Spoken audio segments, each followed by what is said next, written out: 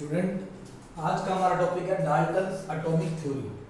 तो पहले हमने दो केमिकल कॉम्बिनेशन पढ़े थे, law of conservation of mass, law of constant proportion. आज हमारे पास टॉपिक है डाल्टन्स एटॉमिक थ्योरी। तो एक साइंटिस्ट था जॉन डाल्टन। इसने कुछ बातें बताई जिसको बोलते हैं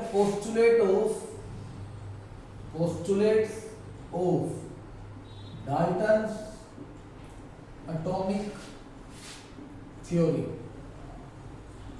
इसने क्या क्या बातें बताई। फर्स्ट पोस्टुलेट है इसका, matter is made up of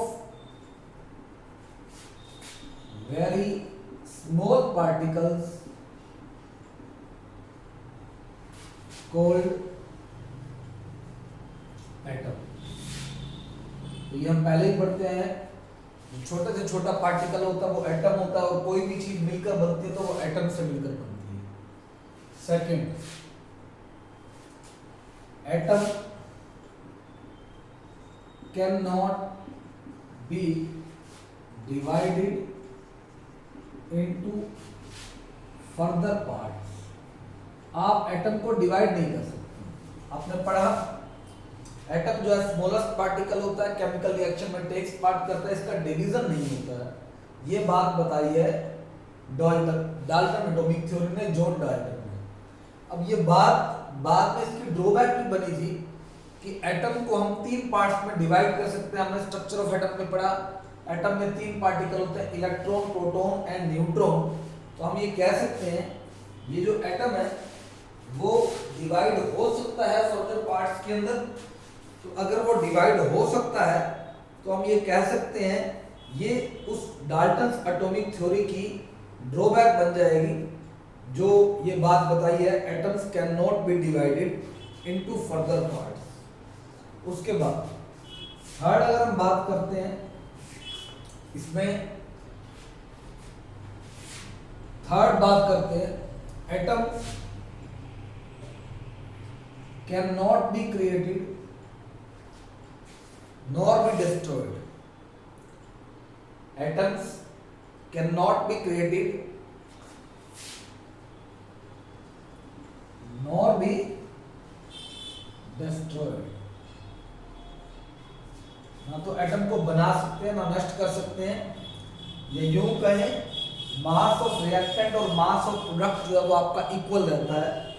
तो ये आपने बात लॉ ऑफ कंजर्वेशन ऑफ मास में भी पढ़ी है।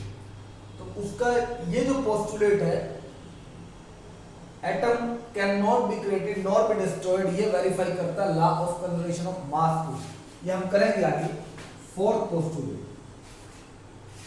पोस्टुलेट में अगर हम बात करते हैं, the atoms of identical elements are identical in shape, size and mass। एक एलिमेंट है जैसे कार्बन, तो उसके जितने भी एटम होंगे उन सब का शेप, साइज और मास इक्वल होगा, ये बात बताई है डाल्टन्स ने। Fifth, the atoms of different elements are different in shape, size and mass. Sixth, अगर हम बात करते हैं टू और more atoms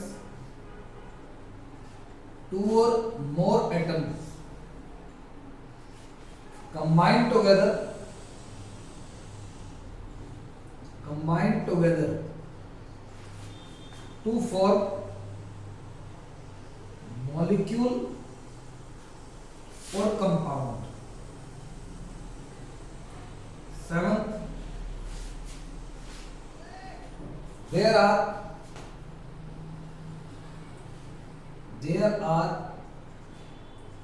different atoms present of different molecule.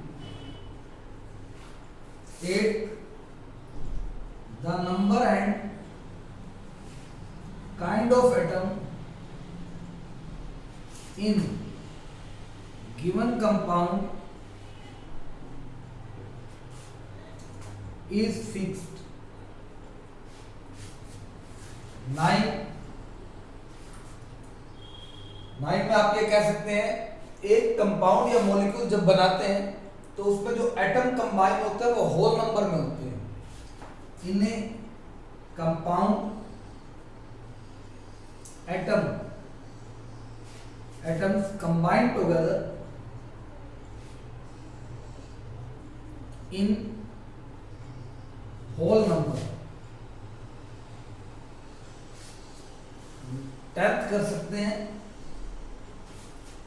अगर दो एटम डिफरेंट रेशियो में कंबाइन होंगे तो डिफरेंट कंपाउंड बनेंगे.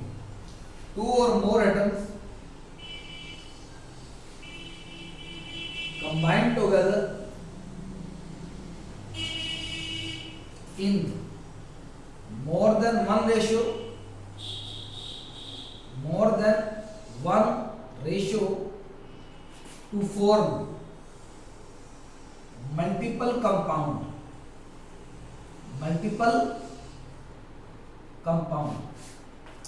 ये सारा मैं एक्सप्लेन कर देता हूं. फर्स्ट इसने कहा था matter is made up of very small particle called atom. ये आपको पता है. Second, atom can not B divided into further parts. ये पोस्टुलेट बन गया इसकी ड्रॉबैक. कैसे बना? हमारे को पता है एटम 3 पार्टिकल्स में डिवाइड होता है, इलेक्ट्रॉन, प्रोटॉन और न्यूट्रॉन. जबकि डाल्टन ने बता दिया एटम को हम डिवाइड नहीं कर सकते. तो ये जो पोस्टुलेट है ये बन गया इसकी ड्रॉबैक, जो सेकंड पोस्टुलेट है. ड्रॉबैक बन गई. Third, atom can not be created nor be destroyed.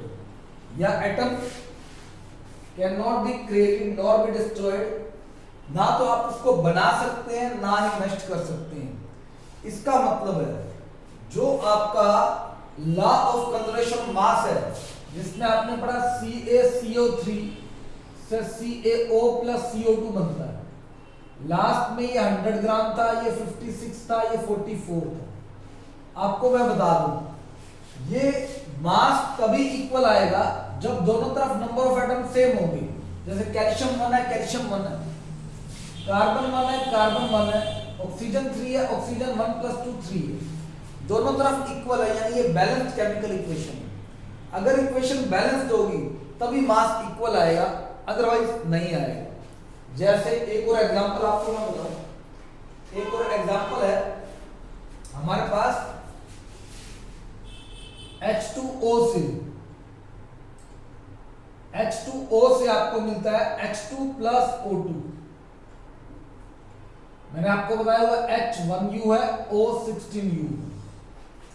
तो H2O का मॉलिक्यूलर मास कितना होगा? देखो 2 into एटॉमिक मास हाइड्रोजन का 1 प्लस 1 into ऑक्सीजन का 16. तो 2 + 16 कितना हुआ? 18 ग्राम. हाइड्रोजन का 2 into 1 2 ग्राम, ऑक्सीजन का 2 into 16 32 ग्राम.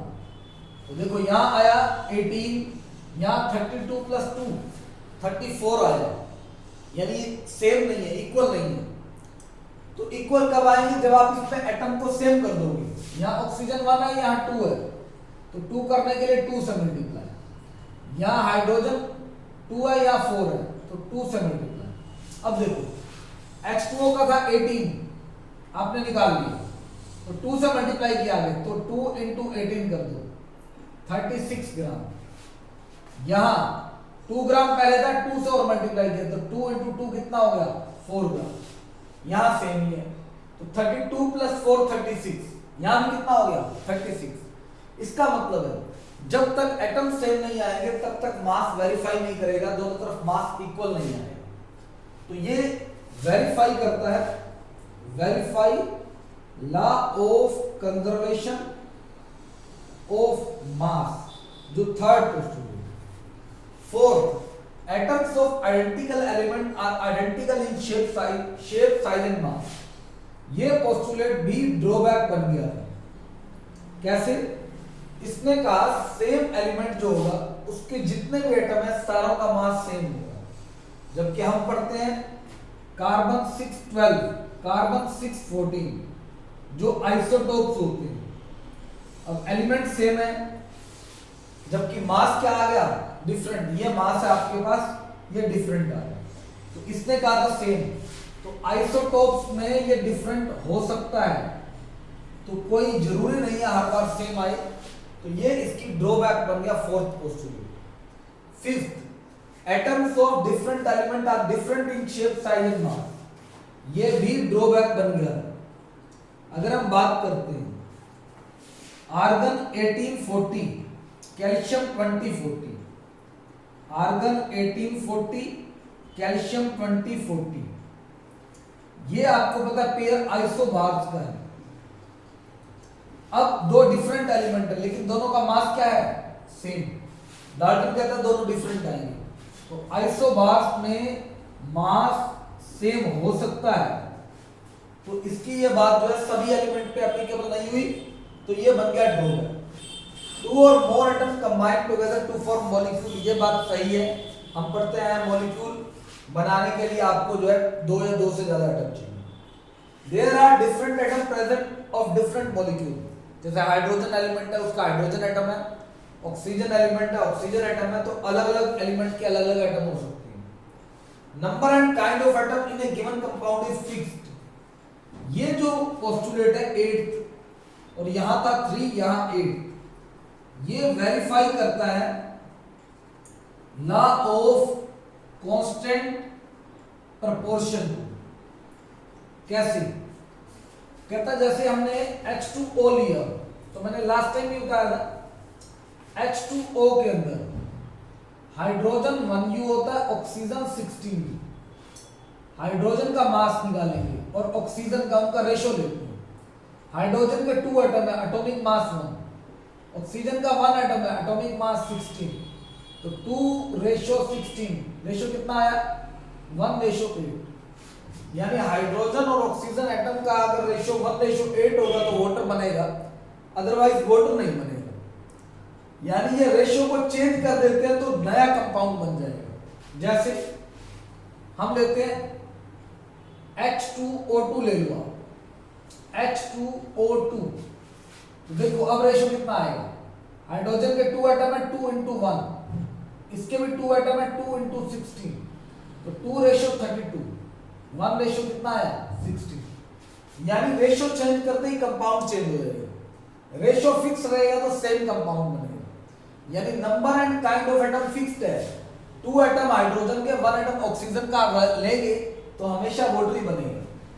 तो ये वेरीफाई करती है बात लॉ ऑफ कांस्टेंट प्रोपोर्शन को, जिसका ये एग्जांपल हम दे सकते हैं। तो ये एग्जांपल से आप करवा सकते हैं।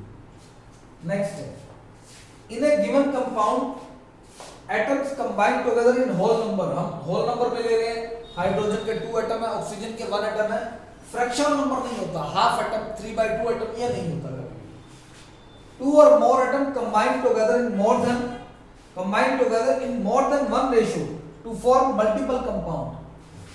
जैसे हाइड्रोजन और ऑक्सीजन ये कंबाइन कर दिए तो 1:4 में 16 में कंबाइन किया तो नया कंपाउंड बन गया। तो रेशियो चेंज करते जाओ, नए कंपाउंड बनते जाएंगे, मल्टीपल कंपाउंड बनते जाएंगे। तो हम ये कह सकते हैं जैसे जैसे रेशियो चेंज होता जाएगा तो कंपाउंड आपके पास नए बनते जाएंगे।